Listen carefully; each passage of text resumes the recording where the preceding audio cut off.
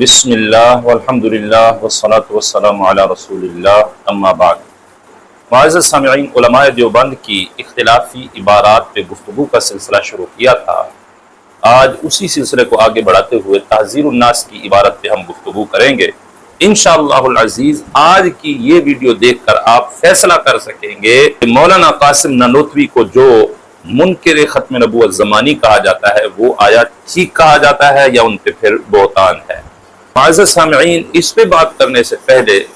مسئلہ ختم نبوت تھوڑے سے وقت میں سمجھیے۔ عقیدہ ختم نبوت ضروریات دین میں سے ہے، بلکہ یہ ایک ایسا عقیدہ ہے جس پہ دین اسلام کی بنیاد ہے۔ یہ وہ عقیدہ ہے جو قرآن مجید کی سینکڑوں آیات سے ثابت ہے، اور یہی عقیدہ 200 سے زائد احادیث متواترہ مشہورہ سے ثابت ہے، اور یہ وہ عقیدہ ہے جس پہ امت کا اجماع ہے۔ یہی وہ عقیدہ ہے جس کے تحفظ کے لیے 14 صدیوں سے امت مسلمہ کے ہزاروں لوگ اپنی جانوں کا نذرانہ پیش کر چکے ہیں۔ معزز سامعین، اس عقیدے کی حساسیت کا آپ کو اندازہ ہو چکا ہوگا۔ قرآن مجید میں ویسے تو سینکڑوں آیات ہیں، لیکن جو مشہور و معروف آیت ہے وہ ہے سورہ احزاب کی آیہ نمبر 40، جس میں اللہ تعالیٰ ارشاد فرماتا ہے ما کان محمد ابا احد من رجالکم ولکن رسول اللہ وخاتم النبیین، کہ محمد صلی اللہ علیہ وسلم تمہارے مردوں میں سے کسی کے باپ نہیں، لیکن وہ اللہ کے رسول اور آخری نبی ہے۔ اب خاتم النبیین حضور کو واضح طور پہ اس آیت کے اندر فرمایا گیا۔ یاد رکھیں، خاتم کے لغت کے اندر کئی معنی آتے ہیں، لیکن یہ ایک اصول ہے، جب کسی لفظ کا عرفی معنی ہو جائے تو عرف کی وجہ سے اس کے لغوی معنی کو چھوڑ دیا جاتا ہے۔ اب وہ عرف عام ہو یا عرف خاص ہو، عرف خاص جس طرح شریعت نے کئی الفاظ کے معنی بیان کیے ہیں تو ان کی وجہ سے ان کا لغوی معنی چھوڑ دیا جاتا ہے۔ مثال کے طور پر صلاۃ کا معنی دعا ہے، لیکن قرآن مجید کے اندر صلاۃ کا لفظ جب استعمال ہوتا ہے تو اس سے مراد مخصوص عبادت ہوتی ہے، یعنی نماز ہوتی ہے۔ محض دعا کو صلاۃ نہیں کہا جاتا، تو اس کا جو لغوی معنی ہے وہ شریعت کی وجہ سے، عرف خاص کی وجہ سے چھوڑ دیا گیا ہے۔ تو خاتم کے معنی کئی ہو سکتے ہیں، لیکن ہم نے یہ دیکھنا ہے کہ شارع علیہ السلام نے اس کا کیا معنی بیان کیا ہے۔ تو اس پہ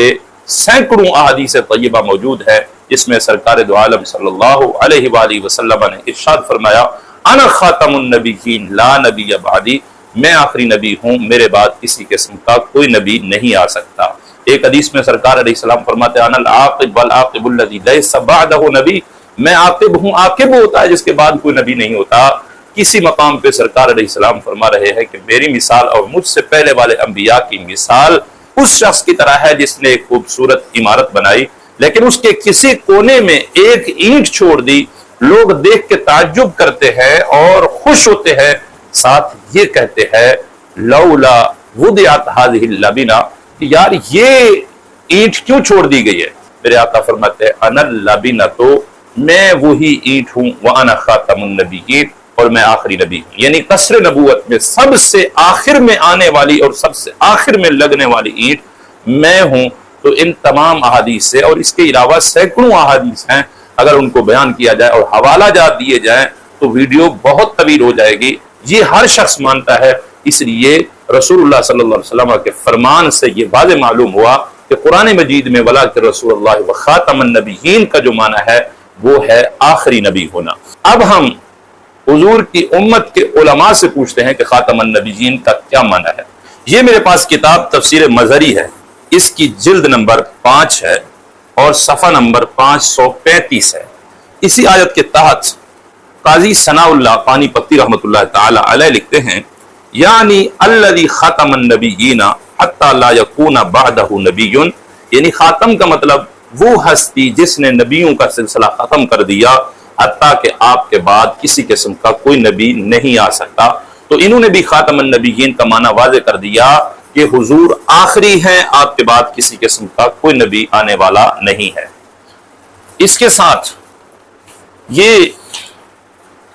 تفسیر روح البیان ہے، اس کی جلد نمبر 7 ہے اور صفحہ نمبر 223 پہ اسی آیت کے تحت لکھا والمعنی وکان آخرہم الذی ختموا بہ، مطلب یہ ہے کہ حضور انبیاء میں سے آخری ہیں، وہ ہستی ہیں جن کے ذریعے انبیاء کا سلسلہ ختم کیا گیا۔ تو اس تفسیر سے بھی واضح معلوم ہوا کہ حضور علیہ الصلوۃ والسلام آخری نبی ہیں، اور خاتم النبیین کا یہ معنی ہے کہ حضور سب سے آخر میں آنے والے ہیں۔ اس کے ساتھ یہ تفسیر جلالین ہے،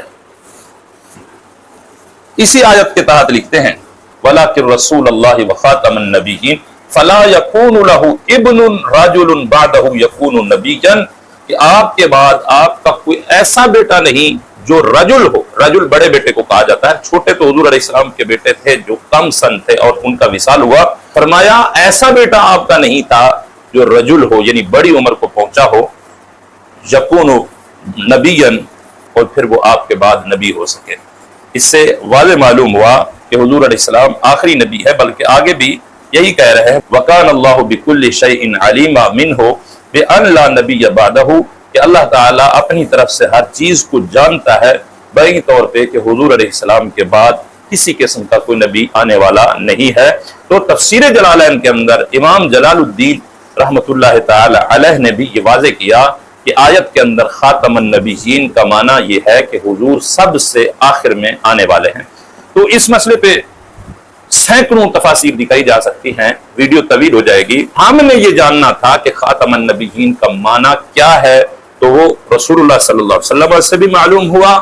اور بڑے بڑے مفسرین سے بھی یہ معلوم ہوا کہ خاتم النبیین کا معنی ہے آخری نبی۔ اب ہم بات کرتے ہیں مولانا قاسم نانوتوی کی عبارت پر۔ یاد رکھیں کہ یہ جس طرح عام طور پہ عبارت پہ گفتگو کی جاتی ہے کہ ساری عبارت پڑھ دی جاتی ہے اور اس میں نتیجہ نکال دیا جاتا ہے،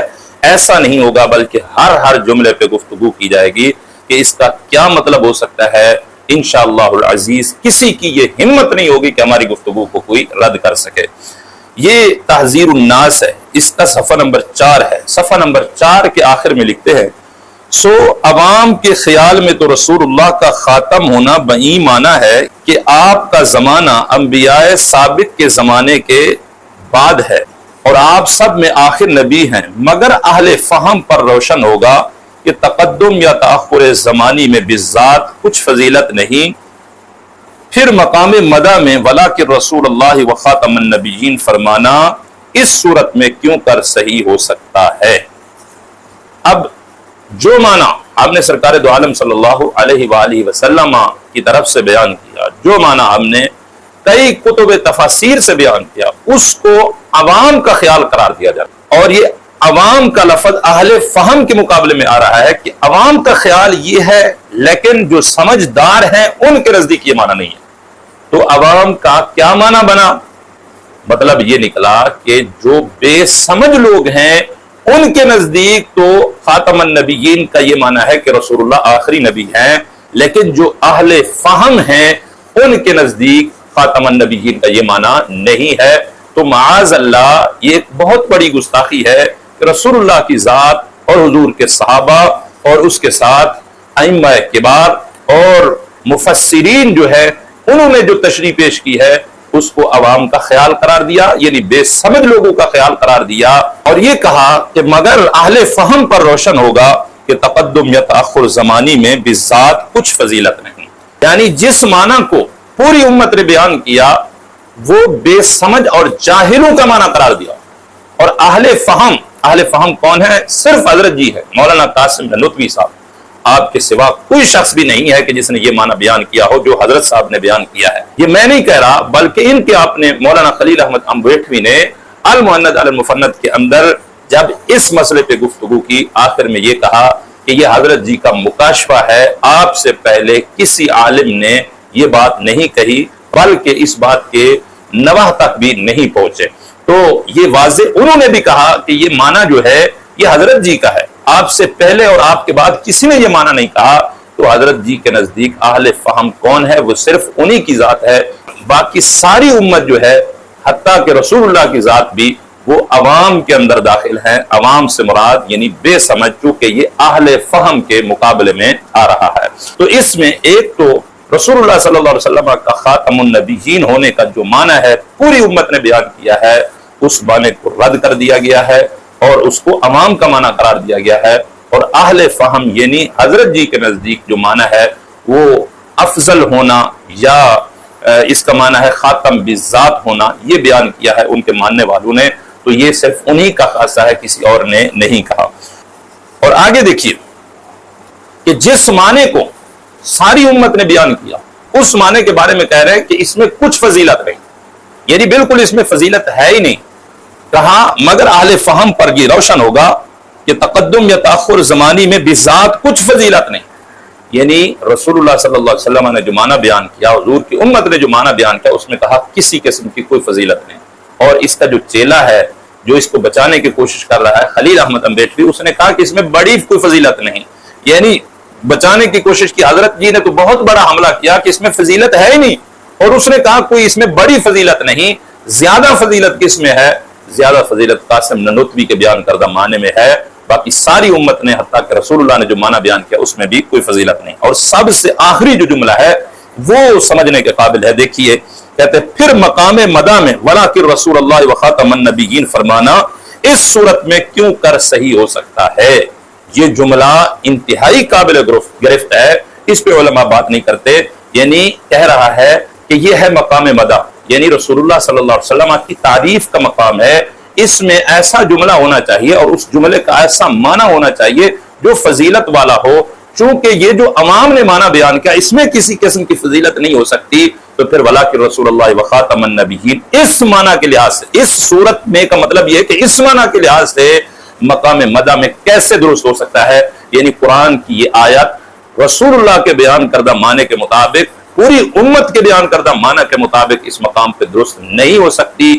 یہ آیت درست ہی اس وقت ہو سکتی ہے جب مولانا قاسم نانوتوی کا بیان کردہ معنی جو ہے وہ بیان کیا جائے۔ تو حضور کی امت نے اور رسول اللہ صلی اللہ علیہ وسلم اس کا معنی تو یہ بیان کیا کہ حضور سب سے آخر میں آنے والے ہیں، یعنی حضور کا زمانہ سب سے آخری ہے، تو حضرت جی نے اس معنی کا انکار کیا اور کہا اس معنی کے لحاظ سے قرآن کی یہ آیت اس مقام پر مقام مدح پر درست ہی نہیں، یہ درستی تب ہو سکتی ہے جب مولانا قاسم نانوتوی والا معنی مراد لیا جائے۔ تو یہ واضح طور پر حضور کی ختم نبوت زمانی کا انکار ہے، کوئی مئی کا لال اس بات کا رد ہی نہیں کر سکتا، اور بلکہ آگے خود کہہ رہے ہیں ہاں اگر اس وصف کو اوصاف مدح میں سے نہ کہیے اور اس مقام کو مقام مدح نہ قرار دیجئے تو البتہ خاتمیت باعتبار تاخر زمانی صحیح ہو سکتی ہے، یعنی خاتمیت باعتبار تاخر زمانی اس وقت صحیح ہو سکتی ہے کہ جب اس مقام کو مقام مدح نہ قرار دیا جائے اور اس وصف کو اوصاف مدح میں سے نہ قرار دیا جائے تو تب درست ہو سکتی ہے۔ اگر اس وصف کو اوصاف مدح میں سے قرار دے اور یہ مقام بھی مقام مدح ہو تو اس صورت میں یہ معنی درست نہیں ہو سکتا، بلکہ وہ والا معنی درست ہو سکتا ہے جو حضرت جی نے بیان کیا۔ تو یہ پوری عبارت واضح طور پر حضور کی ختم نبوت کی زمانی کے انکار پہ دلالت کر رہی ہے، کوئی مئی کا لال دیوبندی اس بات کا رد نہیں کر سکتا۔ اس وجہ سے اعلیٰ حضرت امام احمد رضا نے کفر کا فتویٰ لگایا۔ یہ بات سمجھنے والی ہے، غور کیجئے، اگر نہ سمجھ آئی ہو تو بار بار سنیے کہ واضح طور پر کہا ہے کہ اس صورت کے اندر، یعنی یہ جو معنی پوری امت نے بیان کیا تھا کہ رسول اللہ نے بیان کیا ہے، اس صورت میں مقام مدح کے اندر وَلَٰكِن رسول اللہ وخاتم النبیین یہ آیت فرمانا درست ہی نہیں ہو سکتا۔ درستی اس وقت ہو سکتا ہے جب میرے والا معنی بیان کیا جائے، تو یہ واضح طور پہ حضور کے خاتم النبیین ہونے کا، یعنی حضور کے آخری نبی ہونے کا انکار کیا گیا ہے۔ اچھا، یہ تو معنی بدل کر راستہ نکالا گیا، چور دروازہ نکالا گیا، اب آگے کھل کر سامنے آئے۔ دیکھیے تحذیر الناس کا صفحہ نمبر 18 ہے، کہتے بلکہ اگر بالفرض آپ کے زمانے میں بھی کہیں اور کوئی نبی ہو جب بھی آپ کا خاتم ہونا بدستور باقی رہتا ہے، یعنی حضور علیہ السلام کے زمانے میں اگر کوئی نبی ہو، یہ نہیں کہا، یہ جملہ سمجھنے والا ہے، کتنا بڑا حملہ ہے۔ اگر یہ کہتا کہ اگر رسول اللہ کے زمانے میں کوئی نبوت کا جھوٹا دعویٰ کر دے تو آپ کے خاتم ہونے میں کوئی فرق نہیں پڑے گا، اور یہ کرتے رہے اور حضور کے خاتم ہونے میں کوئی فرق نہیں آیا۔ یہ کہہ رہا ہے کوئی نبی ہو،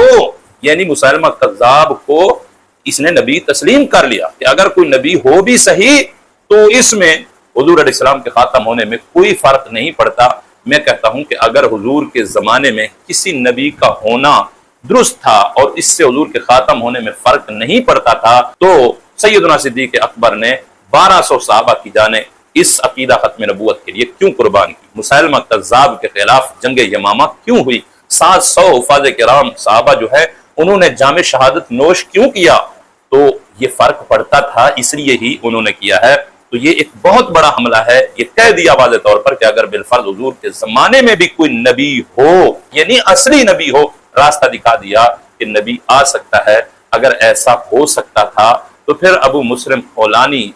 نے حضور کی ختم نبوت کے لیے آگ کے اندر جانا کیوں پسند کیا ہے؟ اس وقت جس نے نبوت کا دعویٰ کر رکھا تھا رسول اللہ کے زمانے میں، صحابہ کرام نے اپنی جانوں کے نذرانے پھر کیوں پیش کیے ہیں؟ آگے صفحہ نمبر 34 پہ یہی شخص لکھتا ہے، بلکہ اگر بالفرض بعد زمانہ نبی صلی اللہ علیہ وسلم بھی کوئی نبی پیدا ہو تو پھر بھی خاتمیت محمدی میں کچھ فرق نہ آئے گا، چہ جائے کہ آپ کے معاصر کسی اور زمین میں یا فرض کیجئے اسی زمین میں کوئی اور نبی تجویز کیا جائے۔ اب اس میں بھی انتہائی خطرناک قسم کے جملے کہے کہ بلکہ بالفرض اگر بعد زمانہ نبی صلی اللہ علیہ وسلم کوئی نبی پیدا ہو،